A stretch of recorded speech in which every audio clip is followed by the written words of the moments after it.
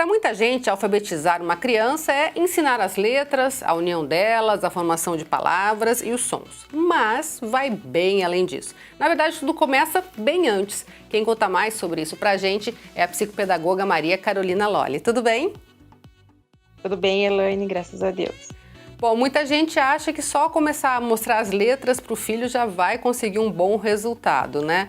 Mas tem que ter um trabalhinho anterior, né? Como é que é esse trabalhinho? Exatamente, a gente pensa que alfabetizar uma criança é trabalho só da professora, que tem uma idade certa para que isso aconteça, na verdade tem mesmo, né? Mas para que a alfabetização aconteça de maneira eficiente, as crianças precisam desenvolver outras habilidades cognitivas que são tão importantes quanto o próprio reconhecimento das letras e dos sons, né? Por exemplo, o rastreamento visual, a discriminação visual. A criança precisa perceber diferenças, semelhanças entre figuras diferentes, então a observação é muito importante. Além disso, a criança precisa desenvolver discriminação auditiva. Quando a gente fala de discriminação auditiva, a gente fala de outra habilidade importante, que é a ciência fonológica. Por exemplo, se eu pegar um telefone na mão, a criança sabe que aquilo ali é um telefone, o nome daquele objeto, né? Ela sabe também para que aquilo ali serve. Então, geralmente, as crianças bem pequenininhas, elas já colocam o telefone e ficam imitando os adultos, né? Então, essa consciência fonológica, o fato de você saber o que é um objeto, para que ele serve, também é uma habilidade importante para o desenvolvimento da leitura e da escrita. E também questões relacionadas à motricidade. A gente fala que a grafomotricidade é a coordenação motora fina, elas são habilidades aí que precisam ser desenvolvidas. Então, as crianças, antes delas saberem as letras, elas precisam recortar, elas precisam saber amassar bolinhas, elas precisam pegar o lápis corretamente. Então, são uma série de habilidades que vêm aí antes da escrita e da leitura.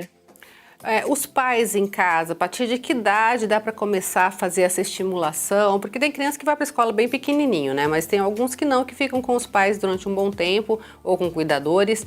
O que dá para ir fazendo e a partir de que fase, Carolina? Elaine, desde quando a criança nasce, só o fato da gente conversar com essa criança, mas conversar da maneira correta, não conversar infantilizado, não fazendo sons diferentes com a criança, né? Falando as palavras como elas são pronunciadas, como nós estamos conversando aqui, o fato de expor essas crianças a estímulos variados, de som, de cores, né? Formas diferentes, até mesmo peso diferentes entre os brinquedos, a criança já consegue desenvolver tônus muscular e a coordenação motora fina também. Então, desde quando a criança nasce, quanto mais estímulos nós oferecemos a ela, nós já estaremos preparando o cérebro dessa criança para começar aprendizagens, então, para que ela consiga concretizar habilidades mais complexas, como é o caso da leitura e da escrita. A gente percebe que tem uma certa idade que a criança se anima com o interruptor de luz, né? Fica acendendo, apagando. Pode uma torneira que quer girar, né? E muitas vezes os pais falam, não mexa aí, sai daí, ou não, eu abro, né? Eu que abro. É legal deixar a criança ter essas experiências, mexer mesmo, colocar a mão nisso? Exatamente, a partir dos 2 anos de idade, a criança ela já coloca significado nas coisas. Então, se ela apertou um botãozinho na tomada ali e ela descobriu que aquilo fez uma luz acender ou uma luz apagar, é claro que ela vai ficar intrigada com aquilo. E quanto mais ela mexer naquele botão ali, quanto mais ela treinar essa habilidade, ela vai ligar, então, isso de mexer no botão e acender e apagar a luz com outras descobertas que ela vai fazer. Então, às vezes, a gente dá um brinquedo de encaixar para uma criança e ela fica horas ali até conseguir encaixar. Quando ela consegue encaixar, ela tira e ela passa mais 1 hora treinando aquela habilidade. Isso é muito importante, deixar com que as crianças pratiquem, né? Isso a gente chama de experimentação na psicopedagogia e na neuropsicopedagogia. E essa experimentação, fazer com que a criança conviva com esses desafios, faz com que o cérebro dessa criança desenvolva novas rotas para solucionar problemas que vão vir ainda, coisas que ela vai descobrir. Nessas brincadeiras de encaixar, por exemplo, às vezes os pais falam, não, é assim, ó, faz assim, ó. É legal deixar a criança mexer, né? Não ficar dando a resposta imediata para ela. Tudo, Elaine, tudo na vida. A gente precisa errar, a gente precisa colocar a peça no lugar errado, nós precisamos observar, né?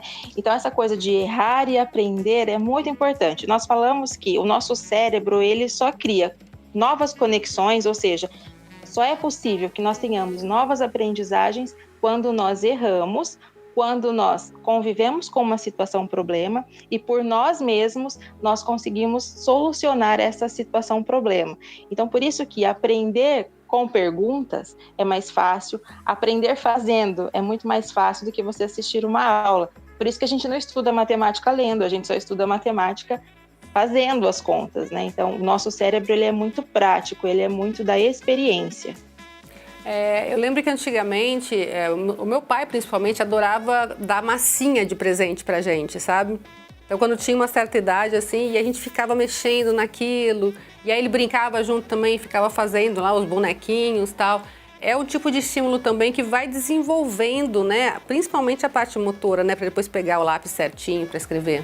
Exatamente. Para que a criança tenha a questão da pega do lápis correta, e que é muito importante, inclusive, ela precisa ter tônus muscular nos dedos, na mão e nessa parte do braço. Isso a gente só consegue quando a gente treina essa parte, né, do nosso corpo. Então, assim como nossos músculos precisam de atividades físicas para que fiquem tonificados, esses músculos das mãos também precisam, né? Então, o fato de você mexer com a massinha é muito importante. Outra coisa, apertar o prendedor de roupas. Às vezes a gente acha que isso é uma atividade banal, mas não, é muito importante porque essa força faz com que nós tenhamos tônus nessa parte da nossa mão. Fazer bolinha, sabe, de papel, que a gente fazia muito quando éramos crianças, né? Fazia bolinha de papel e colava no papel ali. Então, essas atividades, elas acabam fortalecendo essa musculatura e nos preparam para a pega correta do lápis. Muitas vezes, a gente acaba se deparando com crianças, com pessoas que não gostam de escrever porque falam que a escrita é desconfortável, que dói. Né? Dói justamente porque não desenvolveu essa parte, né, do corpo ali. Dói talvez porque tenha a pega incorreta do lápis, do instrumento de escrita, né? Então a escrita se torna desconfortável. Quanto mais força a gente tem, quanto mais tônus muscular temos aí desenvolvido, melhor é para essa questão também. Só depois de tudo isso vai para a alfabetização.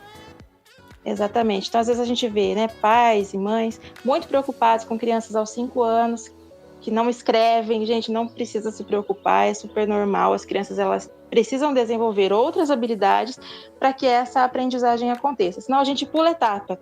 E se a gente pular etapa, as etapas subsequentes, elas acabam ficando prejudicadas. Então a gente vê crianças escrevendo, por exemplo, com 5 anos. Só que aos 8 anos, essas crianças apresentam muitos erros, essas crianças não conseguem ler aquilo que elas estão escrevendo, elas têm dificuldades na interpretação de texto.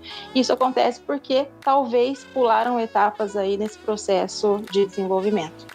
Tá certo, muito obrigada pelas informações, viu? Imagina, Elaine.